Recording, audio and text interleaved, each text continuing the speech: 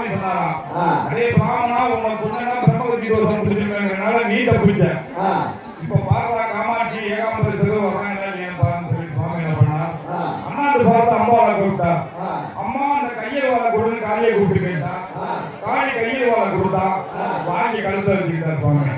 அம்மா அப்பா நீங்கள் காட்சி தரவில்லை என்றால் என் கழுத்தை அறுத்துக்கொண்டு சொன்ன உடனே